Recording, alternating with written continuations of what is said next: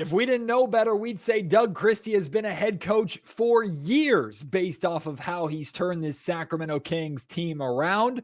But how has he turned this Sacramento Kings team around? Chris Biderman from the Sacramento Bee has been on the road with the Kings throughout this 3-game road trip. He joins me to talk about a number of differences, small adjustments that Doug has made, including lessening practice time and how the players say that's impacting how they're playing and the energy that they have on the floor. It's all right here for you on Locked On Kings.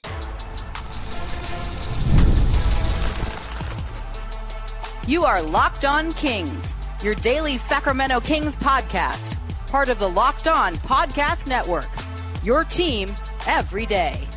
And now, ladies and gentlemen, it is that time for another episode of Locked On Kings.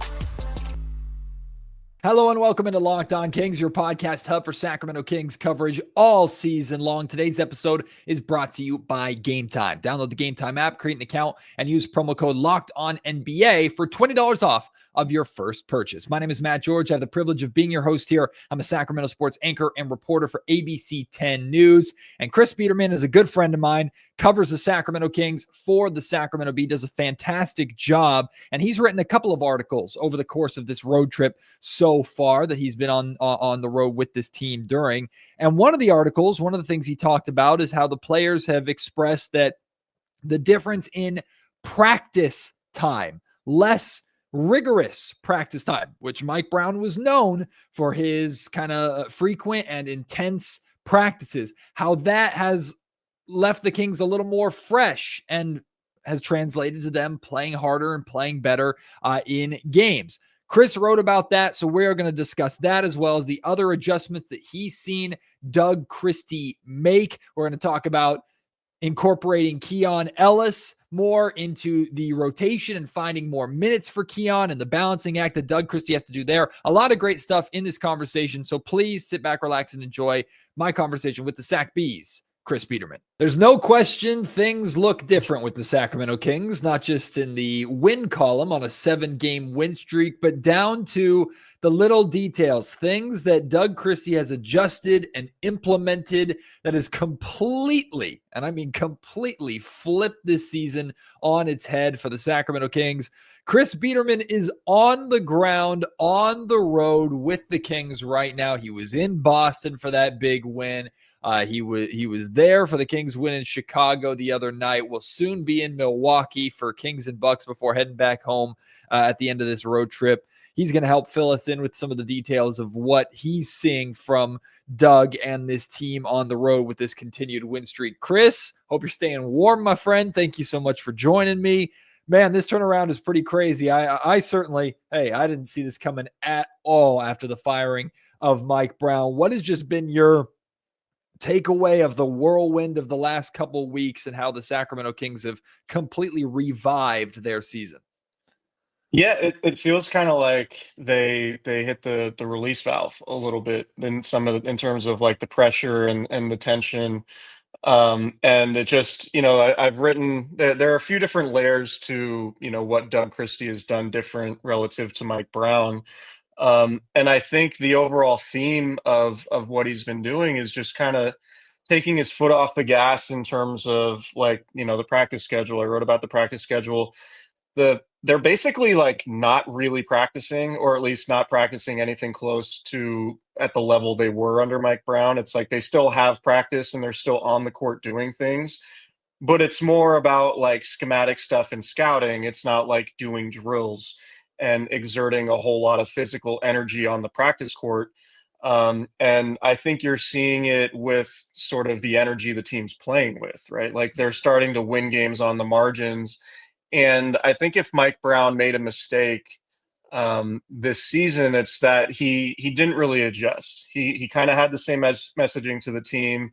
It was, we're going to continue to drill this, and it wasn't working. And instead of adjusting, Mike kind of stuck to his ways. And I think for this particular roster, that didn't work. And one of the things I thought was interesting. Going back to, this was before the Heat game. I asked Eric Spoelstra about sort of like, I just asked him very plainly, like, how do you manage or navigate as a coach when the messaging gets old? And, he knows I don't cover the Heat, so, and that I cover the Kings. And he was like, kind of turned it into a Kings answer. And he was like, well, for us, like, the standard's the standard, right? Like, if the message gets old, then that's on the players, and maybe we don't have the right players on this team.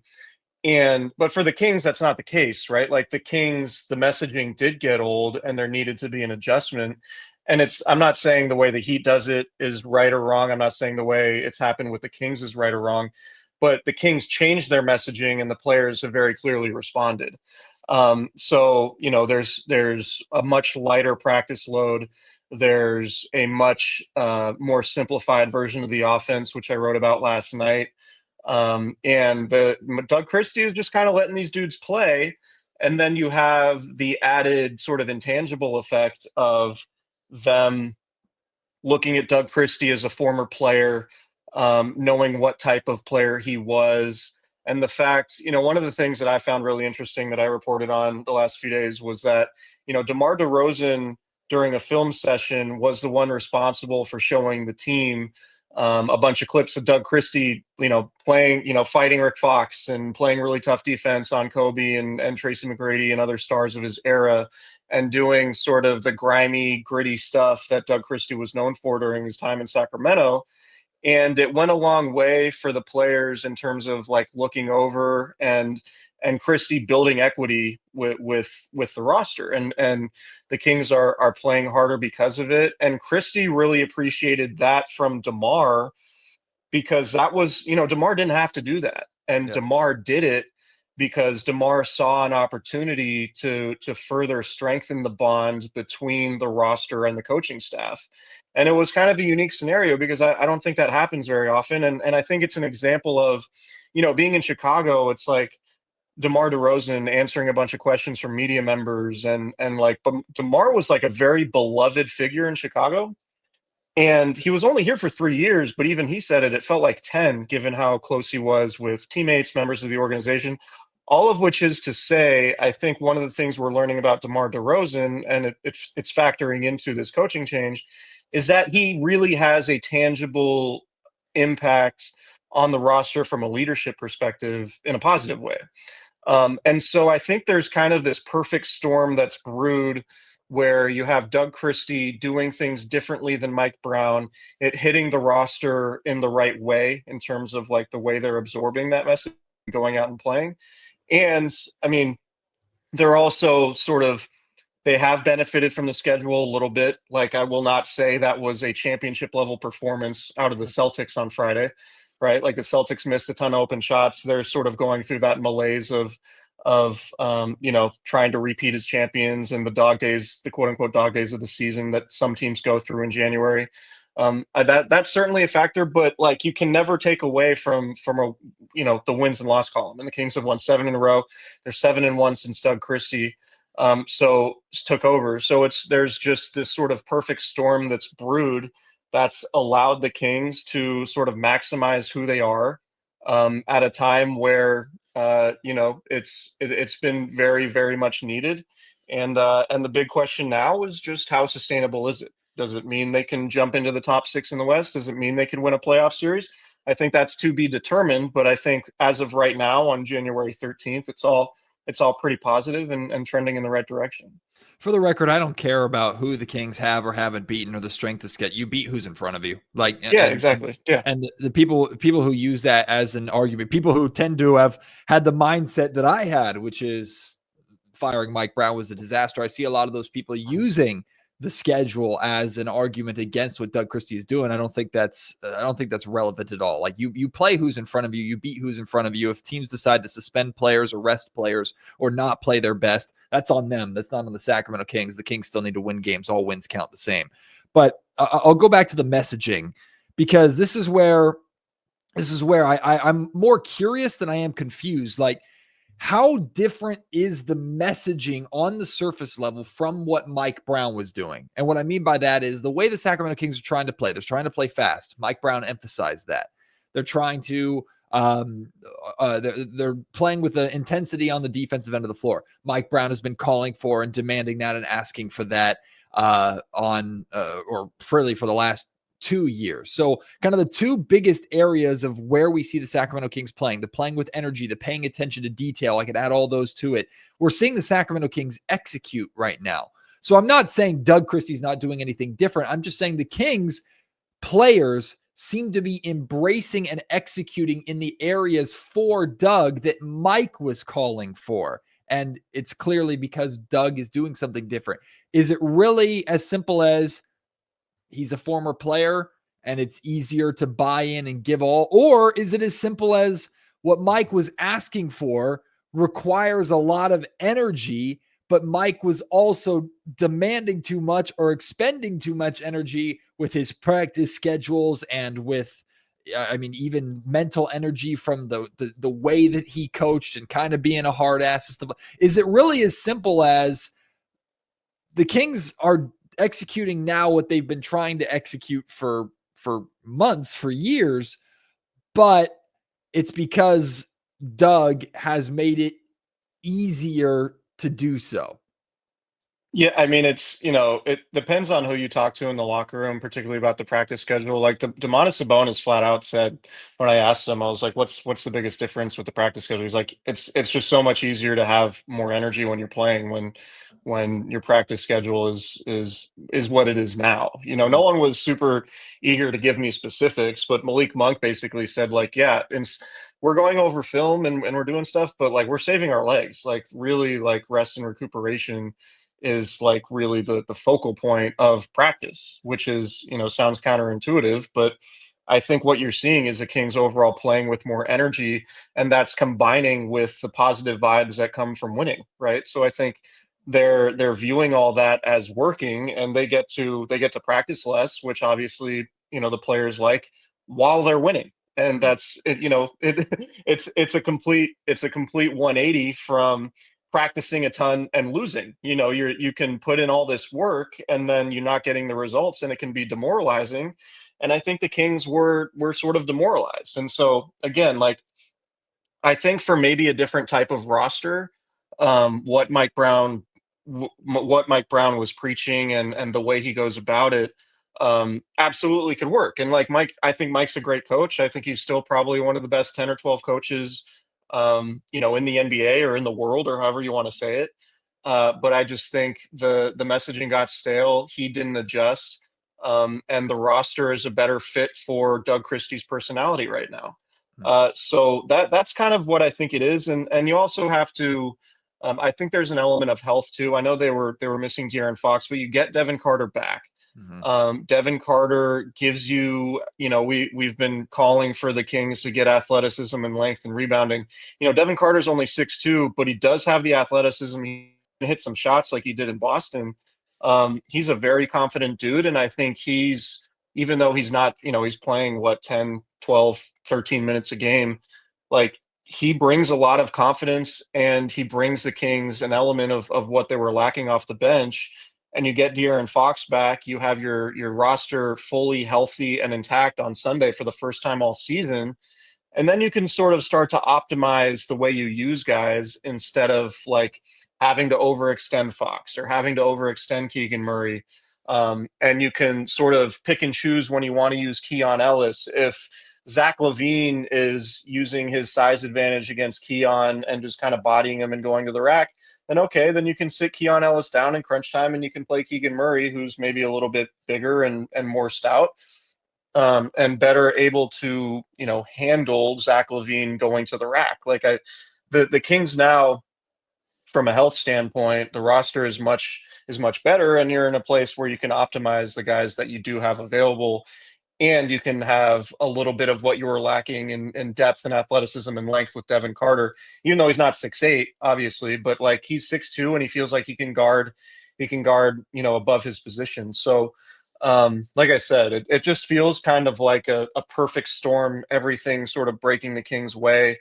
And when you're getting a few more points offensively and you're allowing a few fewer points defensively, and it translates to wins in close games that you were losing early on, that the vibes have completely shifted, and the Kings are riding that wave right now. Today's episode of the Locked On Kings podcast is brought to you by Wayfair. After the holiday hustle, there's nothing like giving your home a little TLC. I always find that decluttering and refreshing my space helps me get back into a routine, especially with a toddler at home. That reset needs to happen. And whether you're tidying up, clearing out, or just want to give your space a new look to start the year, Wayfair has everything that you need, all within your budget. I'm looking for furniture. I'm looking for a new couch. My toddler has just trashed my couch, as I have my cats. And there's a huge selection that makes it easy to find pieces that fit my style and budget. And the best part, the free and hassle-free delivery, even for larger items, makes it so much easier. Wayfair's site,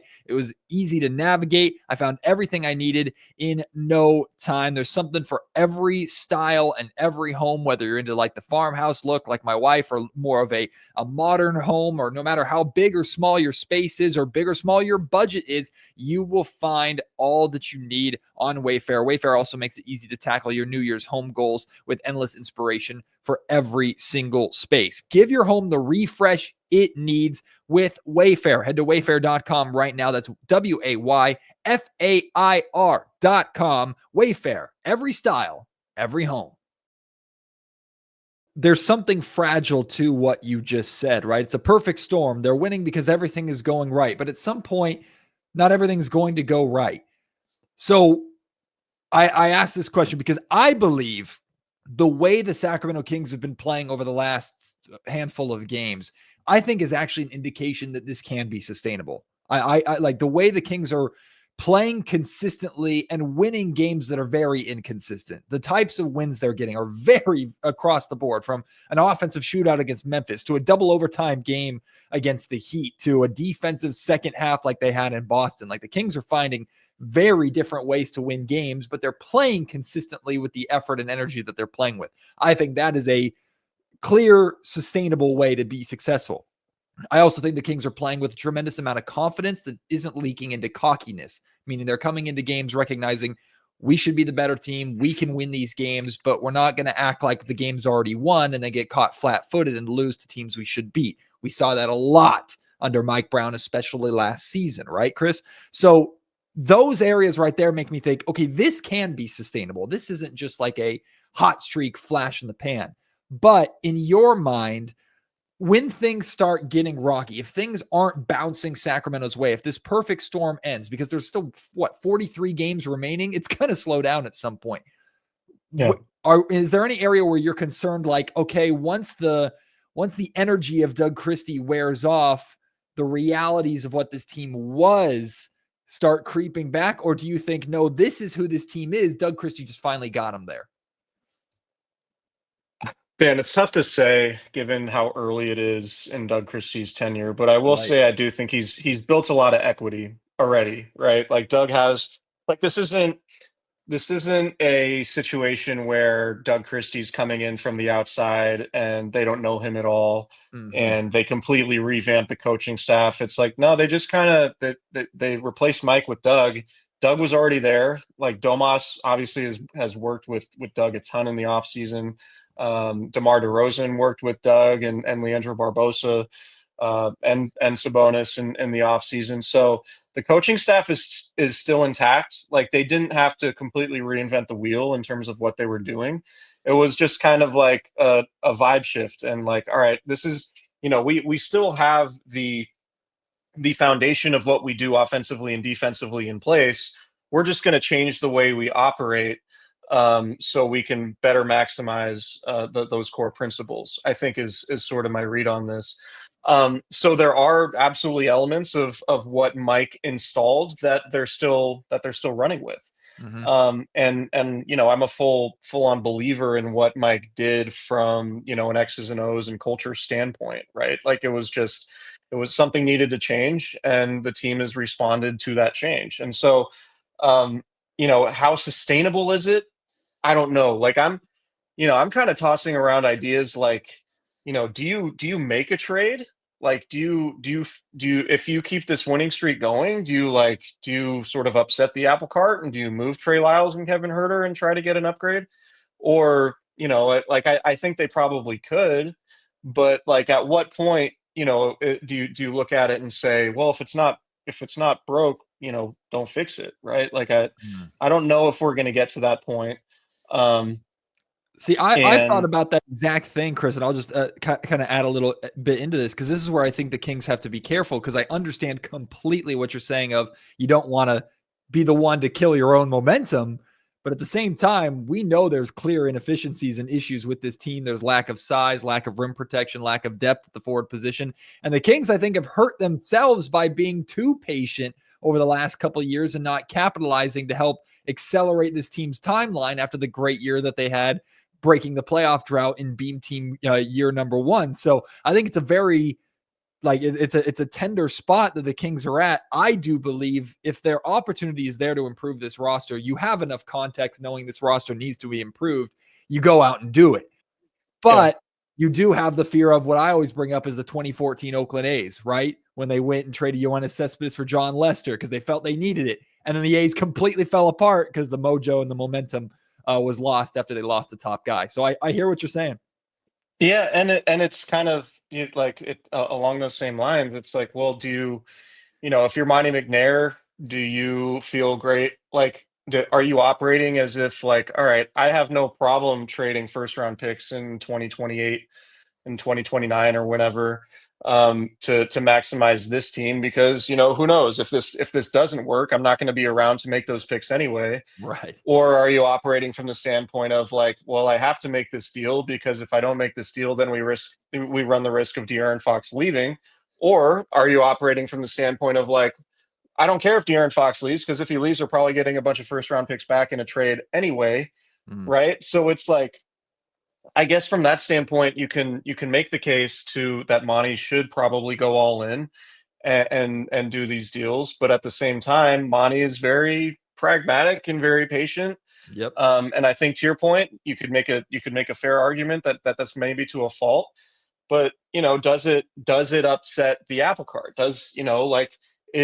Would the Brooklyn Nets want Keon Ellis in that deal, right? And is that like in a Cam Johnson trade? Like if I'm the Nets, I'm looking at Keon and like he's very cheap, he's cost controlled, he's like a perfect defensive guard for today's NBA, right? He can hit threes, he's like a perfect 3-and-D guy. You can play him in crunch time. Like that might be a trade asset that other teams are gonna want. And it's kind of a difficult decision because Keon's been really important to what the Kings are doing, particularly given that I think it's asking a lot of De'Aaron Fox to be your best defensive guard, right? And Malik Monk's doesn't seem like he's that guy, right? So having Keon, I think, complements them really well in the backcourt, and having the flexibility of, you can play Keon in crunch time, or you can go a little bit bigger with Keegan, right? Like you have that optionality. Say you go get Cam Johnson, like what's that going to cost you? And how do you, obviously it's an upgrade, but like if Cam Johnson's playing, are you taking DeMar DeRozan off the court? Are you taking Keegan off the court? Like these are, do you go super small? Like Cam Johnson being a $20+ million a year guy, like you have to factor that in too. Do you trade for him? And then is he the guy sitting in crunch time? Right? Like these are fair questions to ask. So like the Kings are in a really weird spot.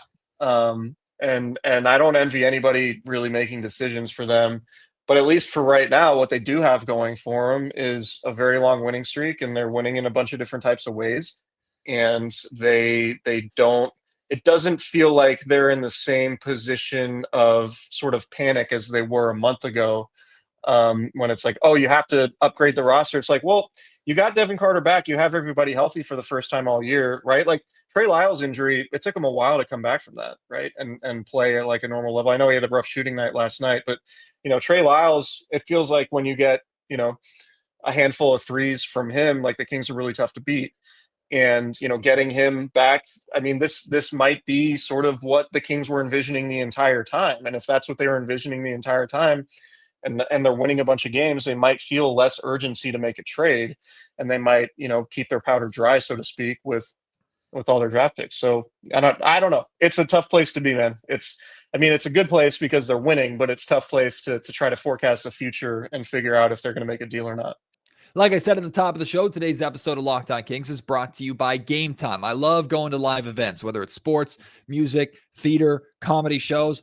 The memories that I have made just myself of live event attendance over the years has been fantastic. I grew up inside Arco Arena going to games, and I wish I had Game Time to buy tickets when I was going frequently as a fan during my teenage years and early adulthood years, because Game Time makes it easier and cheaper to get tickets to your favorite events. They have this feature, Game Time Picks, which filters out the fluff to show you only incredible deals on great seats, so you don't have to waste time searching through thousands of tickets. And if you're looking for tickets to an upcoming Kings game, or maybe an NFL game, or an MLB game here in Sacramento with the A's being in town, or any event that you're interested in, Game Time Picks will find amazing deals for you. You also have the best seat views you're going to find out there, so you know exactly what your view is going to look like. They have super deals that are unbelievably impressive, offering great seats at truly unbeatable prices. Plus, the app's all-in pricing feature shows you the total cost up front with no surprise fees at checkout. Take the guesswork out of buying tickets with Game Time. Download the Game Time app, create an account, and use code LOCKEDONNBA for $20 off your first purchase. Terms apply. Download Game Time today. What time is it? Game time.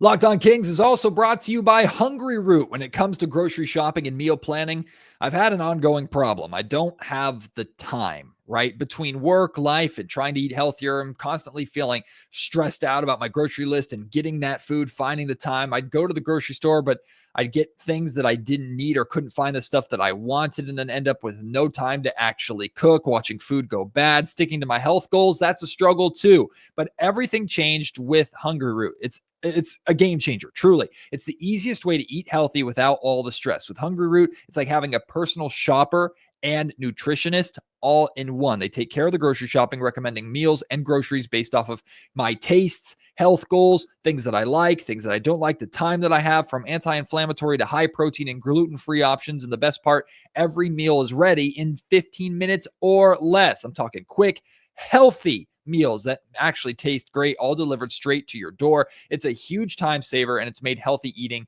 so much simpler. You're going to love Hungry Root as much as I do. Trust me, for a limited time, get 40% off of your first box and a free item in every box for life. Just go to hungryroot.com/LockedOnNBA and use code LockedOnNBA. That's hungryroot.com/LockedOnNBA, code LockedOnNBA to get 40% off your first box and a free item of your choice for life. hungryroot.com/LockedOnNBA, code LockedOnNBA. Don't miss out.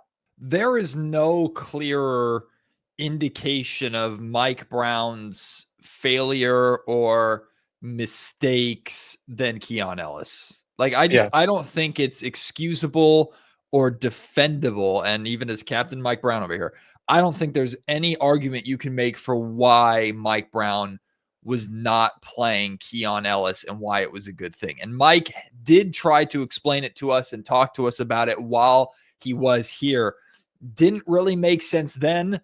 Definitely doesn't make sense now that you see Doug Christie giving him the minutes that we all thought he should have, and just the impact that Keon Ellis makes, right? If Keon is the banner reason for why Mike Brown lost his job, and in many areas, it's understandable with how important Keon has been. Chris, you've watched him over the last couple of days continue to play. I thought he was unbelievable in the Miami game in Sacramento, the amount of winning plays that he made in that game alone. And now can I tell you, please, can I interrupt you real quick? Yeah. I just think the argument for Mike was that, like, man, if we get Kevin Huerter going, then we'll have the best offense in the league.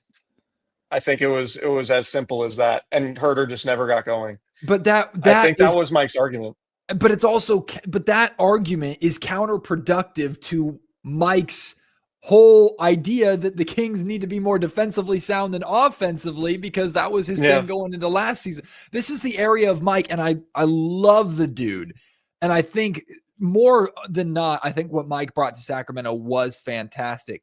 But from the moment the Warriors series ended to how training camp began, and this shift of on paper makes complete sense. We're going We need to be better defensively. I don't have any interest in being this. He didn't use Mike D'Antoni's name, but we use that as an example. A Mike D'Antoni type offense that scores a boatload of points but flames out in the playoffs every year. Mike was all about you have to be able to play defense to win championships.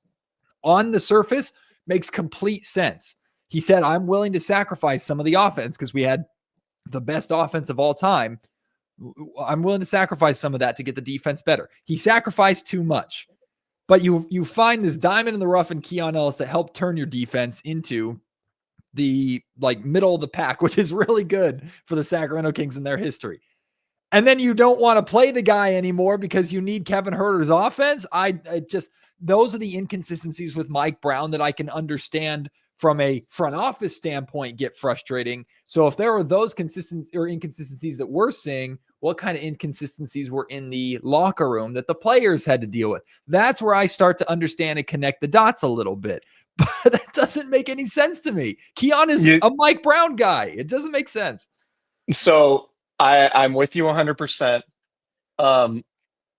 But this kind of goes back to Game 7 against the Warriors to me, right? Why was Terrence Davis on the floor in Game 7? He was on the floor because the Kings needed somebody who could hit a shot, even at the expense of, playing defense against Steph Curry. And Steph Curry cooked Terrence Davis, to high heaven, right? Cooked everybody. He cooked everybody. Yeah. But Terrence Davis was on the floor because I think Mike looked at the limitations of the roster and said, yeah, I'll talk about defense a lot publicly, but I kind of know what the ceiling is defensively and it's not super high. So maybe we need to lean into our identity as an offensive team. And I think, when Kevin Huerter that first year was going through those stretches where he was hitting, 50% of his threes, the Kings were unbeatable. They were just scoring at such a level. That I think that's kind of what Mike was leaning into. I can coach up and raise the floor defensively, but ultimately this team is in order to win a playoff series is going to have to lean into its offensive identity and just outscore the opponent. That's my read on it. But a quick aside from that, we have some breaking news on the pod. Are you ready for this? I'm ready. Domantas Sabonis named Western Conference Player of the Week. Hey, as of Monday afternoon, he averaged 22 points, averaged 20.3 rebounds for the week, 7.3 assists, and 1.3 blocks per game, while Sacramento went 3-0. So a little bit of breaking news for your Locked On Kings listeners here. Love that. Well, it's going to be old by the time this podcast comes out, but Chris Biderman bringing it to me is special for me because I love when Chris Biderman breaks news. Chris, getting back to the Keon Ellis thing, one of the big conversations was when De'Aaron Fox comes back, what does the rotation look like? And Doug did what I think makes the most sense. Keon goes to the bench. Fox is obviously starting. I think Malik Monk has kind of earned and solidified that spot. And there wasn't any surprise that who was the first guy off the bench in the 6-man role? It was Keon. At the same time, I don't think Keon played as many. He played less than 20 minutes. He was just under 20 minutes, I believe, in Chicago. Maybe that's a matchup reason. I think Keon should be playing more than that. I think it's going to be a hard time keeping Keon away from 25 plus minutes just based off of the way that he's playing. But I'm curious your perspective on watching him play and how good he's been. I mean, he's 21-11 all time as a starter. So clearly he's having an impact on the Sacramento Kings winning games when he's playing starting caliber minutes. Not necessarily the position of starting, but more the minutes being played. What if you're Doug Christie? It's a quote unquote good problem to have if you're a coach, right? Finding those minutes. I also think you got to try and find some minutes for Devin Carter. And funny enough, the guy that I look at that might have to sacrifice the most is Kevin Huerter, who played fewer minutes than Devin Carter, even though he played better than Devin Carter in Chicago. So I from your perspective, getting more minutes for Keon Ellis, also trying to get playing time for Devin Carter. Trey Lyles obviously has to play. That right there is an 8-man rotation. You add Kevin Huerter in, it's a 9-man rotation like we saw in Chicago. What do you think Doug Christie should do? Is he handling it the right way? How do the Kings need to get Keon Ellis more minutes, essentially, even with De'Aaron Fox back? Yeah, so I think, look, for most of the season, De'Aaron Fox, Domantas Sabonis, and Keegan Murray, and even DeMar were, I think, among the league leaders in minutes played, right? And Mike sort of always said that it was unsustainable to be playing all those dudes 36, 37, 38, 39, 40 minutes a night. And I think now that you have your full complement of guys back in the rotation, I think you can mix and match based on matchups, and then you can get all of those guys down 2 or 3 minutes a night to maybe keep that energy up and keep them a little bit fresher as the season goes on. And I think you figure out a way to do that, and you make it pretty matchup specific. What I will say is I wonder if the Kings will lean away from too many of the De'Aaron Fox, Malik Monk, and Keon Ellis lineups. And I haven't looked at the numbers, but you are incredibly small. And you saw it in the first half in Boston with Jaylen Brown. When he saw Keon, he was like, all right, I'm just going right to the rack. Yep. And you saw a little bit of that with Zach LaVine. And that's not to say, obviously Keon's an elite defender, but I think if there is a weakness in his game, it's that he's probably not super equipped to handle the big, strong physical wings. And he has great hands, and he's not going to be a chump out there. He's not going to be a turnstile. But I think what we're starting to see, and I think we saw it didn't work with Jaime Jaquez, that's for sure. But it did work to a certain extent with Jaylen Brown. And it did work a little bit with Zach LaVine. And ultimately, I thought that's why Doug Christie went to Keegan Murray, like I mentioned earlier. But I do think with having your full complement of guys, you can get more creative with your rotations. You can mix and match based on matchups. Like I would expect to see Keon a bunch tomorrow night in Milwaukee. That should be Keon's whole point, because Milwaukee doesn't really have a big athletic scoring wing. I'm not talking about Giannis isn't a wing to me. Like he's a big freak. man. He's a freak. And he's quite literally the freak. And I'm guessing you probably guard him with Keegan and maybe Jay Crowder because he knows him. I don't know, but that's a separate topic. But to me, getting back to the point on Keon, I think you just have flexibility, and I think you can get more matchup specific.